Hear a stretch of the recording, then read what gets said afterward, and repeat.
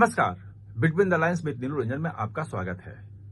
आज हम बात करेंगे चीन की, और चीन में जो डर है, जो खौफ है, जो दिखने लगा है उसकी। जी हां, उसे खौफ दिखने लगा है भारत से।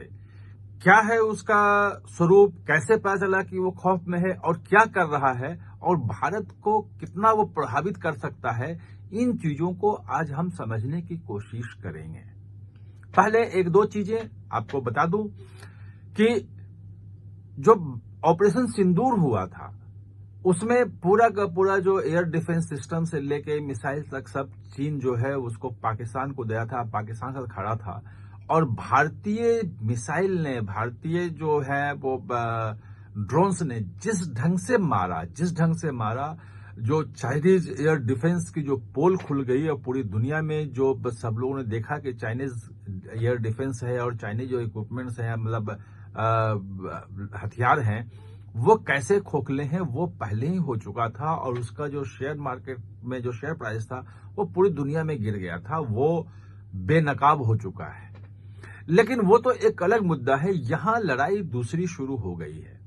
दरअसल अमेरिका में अगर आप देखेंगे और दुनिया के दूसरे देशों में देखेंगे तो भारत का निर्यात बहुत तेजी से बढ़ रहा है। और अमेरिका में जाने वाला जो जितना आईफोन है एप्पल का, वो लगभग 90% मेड इन इंडिया जा रहा है, जबकि वो पहले 100% मेड इन चाइना जाता था। और ये पिछले 3-4 सालों में चेंजेस हुआ है।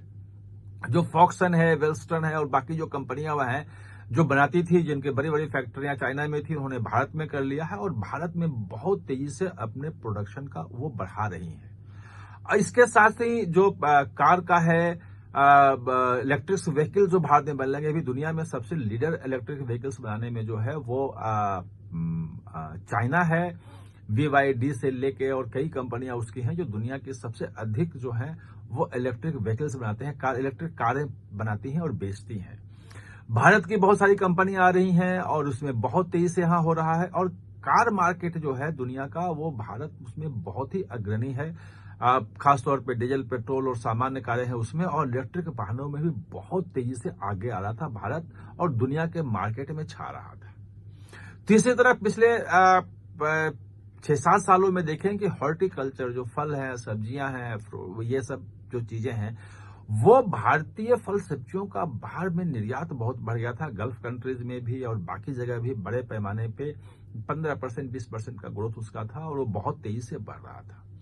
ये तमाम चीजें जो हैं वो चीन को चिंता में डाल दिया। अभी तक चीन जो है, हम सिर्फ निर्यात उससे कर रहे थे और उसको पता था कि हम उसके आयात हम करे थे, और उसके आयात पे हमारी निर्भरता है।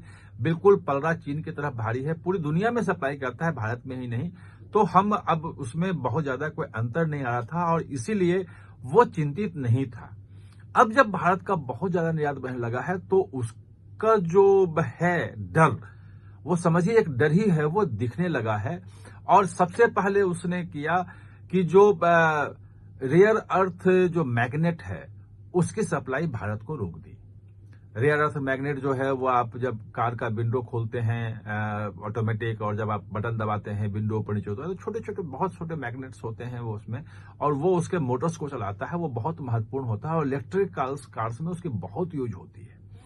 उसके कारण से मतलब ये बिल्कुल सब लोग ये मान रहे हैं कि इसका एकमात्र उद्देश्य यह है कि भारत में जो कार है, इलेक्ट्रिक कार्स, उसकी बनना बंद हो जाए, और जो मार्केट पे कब्जा कर रहा है वो मार्केट पे भारत न कब्जा कर पाए। उसका प्रभाव भी दिख रहा है, क्योंकि 90% से ज्यादा जो है वो वही रेयर अर्थ मैग्नेट बनाता है, और भारत पूरी तरह से उसी पर निर्भर था। लेकिन भारत ने अब उसके लिए तैयारी शुरू कर दी है। इससे भारत कह रहा है कि अभी थोड़ा झटका लगा है, लेकिन साउथ कोरिया, अमेरिका और जापान ये सब मिलकर सामने आए हैं। यहाँ के जो कार मैन्युफैक्चरर हैं वो भी आए हैं, इंसेंटिव स्कीम आ रही है, और जिससे कि ये रेयर अर्थ मैग्नेट्स जो हैं, ये थोड़े समय के लिए भले डिस्टर्ब हो, लेकिन डिस्टर्ब नहीं हो सकता है, बहुत लंबे समय के लिए नहीं हो सकता है। और दूसरा जो है वो हॉर्टिकल्चर वाला, जो फल सब्जियों का जो भारत का निर्यात बढ़ रहा था, उसको रोकने के लिए उसने स्पेशल जो एक आता है फर्टिलाइजर आता है, जिसको पानी में घोल के छिड़काव किया जाता है, जिससे फल सब्जियां जो है अच्छी पैदावार उसकी होती है, उसकी सप्लाई चीन ने रोक दी। और रोकने का उद्देश्य सिर्फ यह है कि भारत में जो है उत्पादन कम हो और जो विश्व बाजार में जो चीन का जो दबदबा था वो कम हो जाए, भारत उसमें हथिया ना पाए। ये तमाम चीजें वो कर रहा है, तो किसी की मान भी नहीं रहा है।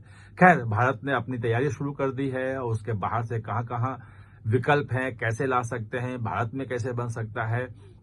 एक आध सीजन में हो सकता है कुछ दबाव आए, लेकिन लंबे समय में दबाव नहीं आएगा। और क्यों नहीं आएगा, इसलिए मैं कह रहा हूं कि जब 2020 में कोरोना का शुरू हुआ था, कोविड का प्रकोप जारी हुआ था, तो यह था कि भारत में पैरासीटामोल बनाने से लेकर तमाम दवाइयां जितनी थी, जो उसके जो एपीआई जिसको बोलते हैं, वो बल्क ड्रग, वो सब वहीं से आते थे और दवाइयां वहीं से बनती थी, उसमें निर्भरता थी। भारत ने उसमें फिर पीएलआई स्कीम लाया, वो किया, और आज भारत मंगाता है, बाहर से भी आता है बल्क ड्रग, लेकिन बहुत हद तक बहुत सारे मामलों में आत्मनिर्भर भी हो गया है और अब निर्यात भी करने लगा है, तो उसमें बहुत ज्यादा फर्क नहीं आएगा, कुछ दिनों की बात है। तीसरा सबसे महत्वपूर्ण जो उसका जो डर दिखा, वो दिखा आईफोन वाले मामले में। दरअसल जो चेन्नई में आईफोन की कंपनी जो फैक्ट्री है, बेंगलोर में है, ये सब जगहों पे बहुत सारे लोग जो हैं वो चाइनीज इंजीनियर काम करते हैं। और चूंकि चाइना में ही इनकी फैक्ट्रियां थी पहले बड़ी बड़ी, अब वहां भारत सब में उन्होंने ट्रांसफर किया है।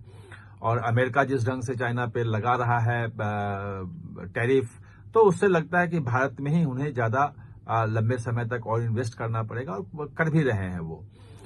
वो तमाम अपने इंजीनियरों को चीन ने वापस बुला लिया है। और बुलाने का कोई कारण नहीं है कि वहां इंजीनियरों की कमी हो गई है, ऐसा हुई, चूंकि लंबे समय तक आईफोन पे वो काम करने वाले इंजीनियर हैं और उनको सब कुछ मालूम है, इसलिए इन कंपनियों ने चाइनीज इंजीनियर को रख लिया था। है वैसे वो 1%, जो टोटल वर्क फोर्स है उसका केवल 1% से भी कम है चाइनीज इंजीनियर, लेकिन महत्वपूर्ण है, जानकार हैं, एक्सपर्ट्स हैं, और उनके जाने से कुछ प्रभाव जरूर पड़ेगा। लेकिन ताइवान उसमें आगे आ रहा है, जापान भी आ रहा है, सब कुछ आ रहा है, और उसमें जो ये अड़ंगा लगा रहा है वो बहुत लंबे समय तक इसका इम्पैक्ट होगा। मुझे नहीं लगता है, कुछ समय के लिए झटका जरूर लग सकता है, स्लो हो सकता है, झटका भी लगेगा, स्लो हो सकता है।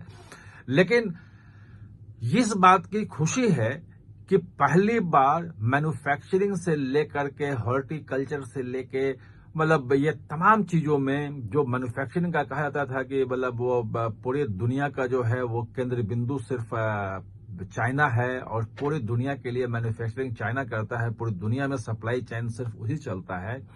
उस सप्लाई चेन को पहली बार भारत से असली खतरा नजर आने लगा है, और जो चाइना का जो व्यवहार है, जो अभी जो कर रहा है, वो दिखा रहा है कि भारत ने जो कर दिखाया है उसका इम्पैक्ट अब वहां घरेलू उसका जो है उस पर पड़ने लगा है।